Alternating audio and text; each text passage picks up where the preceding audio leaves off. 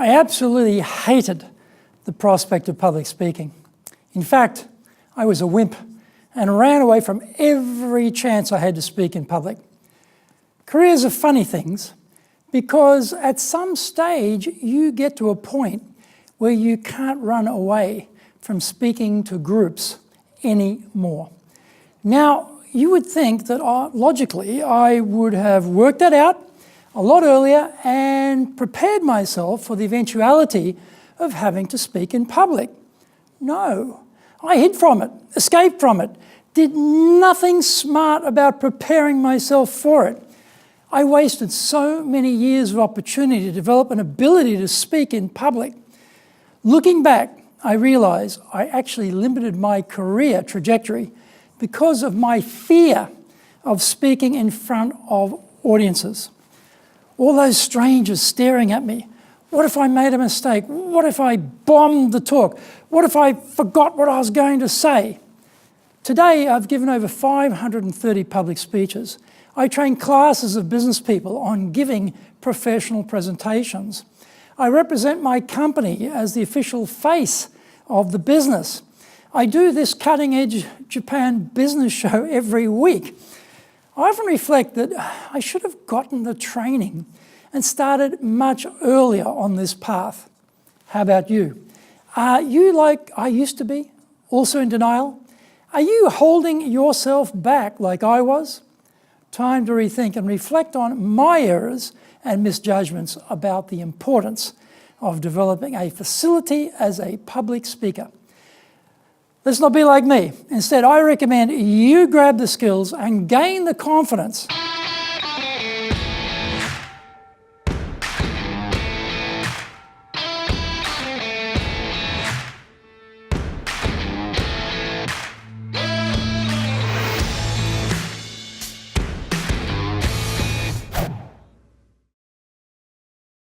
Welcome back to this weekly edition every Tuesday of the Cutting Edge Japan Business Show. I'm your host, Dr. Greg Story, President of Dale Carnegie Training Japan and best-selling author of Japan Sales Mastery. We are bringing the show to you from our High Performance Center in Akasaka in Minato-ku, the business center of Tokyo. Why the cutting edge, you might ask? In this show, we are looking at the critical areas for success in business in Japan. We want to help advance everyone's thinking so that we'll all be at the forefront, the cutting edge of how to flourish here in this market. Before we get into this week's topic, here is what caught my attention lately. If you enjoyed George Orwell's famous novel, 1984, then you will enjoy this latest idea from the Japanese government. The cunning plan is to obtain information on all the elderly people's financial assets, such as savings and securities, through the recently introduced My Number identification system. The idea is to identify who has money and then get them to pay more for their medical services. With Japan's population growing and social security costs growing, the finance ministry insists that elderly people with large savings should make higher contributions to social security services, even if their incomes are low. They estimate that 40% of married couples over 65 have at least 20 million yen in financial assets, compared to less than 5% among couples aged under 40. So all of those who have been diligent, disciplined, careful money managers, stacking away savings for their final years after retirement from work, are now in the crosshairs of the government. Big data. Getting old gracefully is about to get much harder in Japan. In other news, the National Health Insurance Program underwent a major reform at the start of fiscal 2018 that saw prefectures, rather than municipalities or cities, begin managing the deficit-ridden system to improve the financial base. The Kokumin Kenko Hoken health system covers the self-employed, pensioners, non-regular workers, and other people ineligible to join employment-based health insurance programs. In fiscal 2016, it had a deficit of 147 billion yen. In fiscal 2018, the government doubled its support for the program to 340 billion yen. The use of further taxpayers' money is expected to grow as the number of aged members who tend to go to hospitals more frequently are only going to grow and become even more and more in number. Does shifting the responsibility from cities to prefectures make any difference when 1/3 of government spending is going to pensions and medical coverage? Probably more like rearranging the deck chairs on the Titanic. This is episode number 50, and we are talking about how to deal with stage fright. それでは行きましょう. So, let's get going. Hands and legs quivering, knees knocking together, face turning red, pulse racing, mind widening out. This is stage fright. The term is associated with the total meltdown people experience when they get up on stage in front of an audience to speak. In Japan, there is even an association of stage fright victims who wish to suffer no more.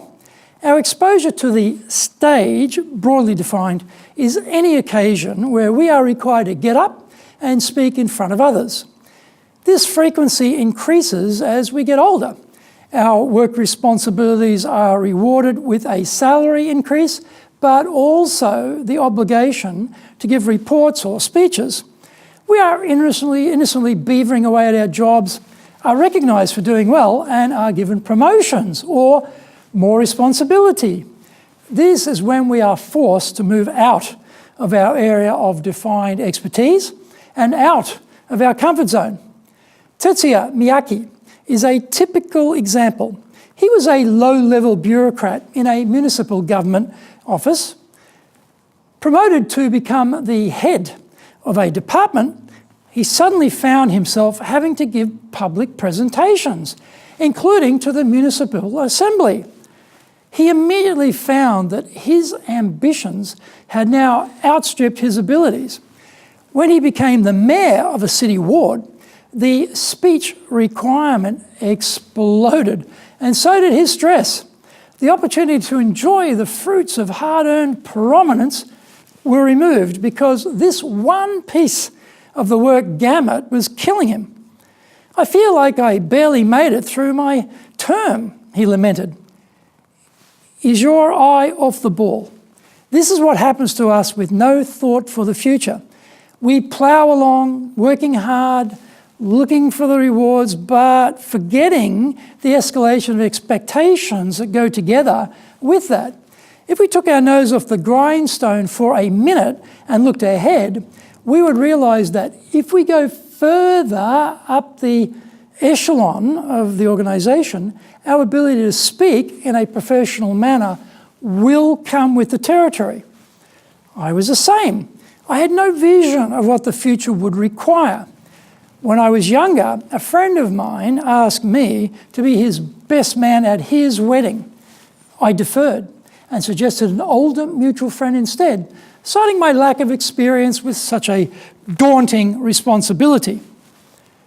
The real reason was my horror of having to speak at the wedding reception, instead of just sitting there cool, calm and collected, eating and drinking and enjoying myself like everyone else. Did I look ahead and realise this is what comes with future responsibilities and go and get some public speaking training? No, I just avoided the issue at every turn, running away from every request like a scared rabbit. Find out more when we come back from the break. If you want to become a fully competent and confident presenter, then do the High Impact Presentations course. We are all being judged when we speak, be it in the internal team meeting or in a public environment, be it the big bosses, clients, or an industry audience. Everyone is evaluating us. Don't blow it. Get the best training on the planet. Do the High Impact Presentations course now in either Japanese or English. bestseller, Japan Sales Mastery, is the new Bible of selling in Japan. To sell to Japanese buyers, you need to create long-term partner-level trust, fully understand Japanese buyers' real needs, convince buyers with your solutions, overcome their hesitation, fear and doubt, know how to ask for the order, ensure repeat orders. This book is the product of 30 plus years in the trenches selling in Japan. Order Japan Sales Mastery now.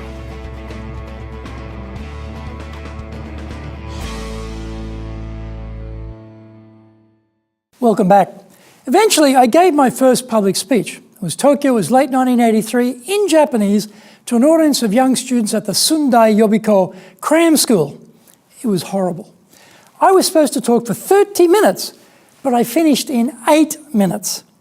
When you still have 22 minutes remaining to fill in with nothing prepared, that is a daunting task. My nerves had severely ramped up my speaking speed, which is why I finished so quickly. I read the whole thing, looked down at my notes, never once looked at my victims, didn't smile, had no pauses, no gestures, no animation, except high blood pressure, giving me a big red face like a warning beacon. I was stubborn too. Did I go and get training after this near-death experience? No. I just kept on going along, doing it the hard way. I ultimately gave hundreds of speeches in the course of my work. I improved as I got more experience through just simple repetition of the act, but I was still just an amateur, bumbling along. Then I had a revelation. I took the High Impact Presentations course with Dale Carnegie. It was such an eye-opener. 2 instructors, everything videoed, massive personal coaching. It was amazing. I just kicked myself for all the opportunity costs I'd paid by not doing this when I was younger. I was an idiot. I could have spent decades polishing my speaking skills, growing my potential rather than hiding from the opportunity. I could have ramped up my personal brand big time if I'd been even half smart and gotten the training. Like Miyaki-san, for long periods of my career, I was in pure self-inflicted denial. So don't be stupid like me. Get the training. If you're going to get anywhere in your career, you will need this facility to not just speak competently in front of an audience, but to speak persuasively. It is not a matter of if, only a matter of when. Are you going to let stage fright get you? Are you going to kneecap your career growth?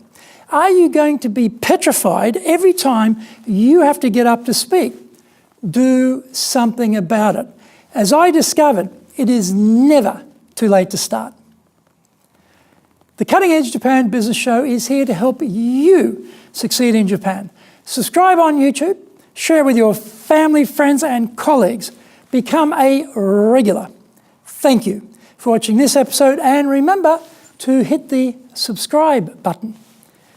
Our website details are on screen now, enjapan.dalecarnegie.com. It is awesome value, so check it out.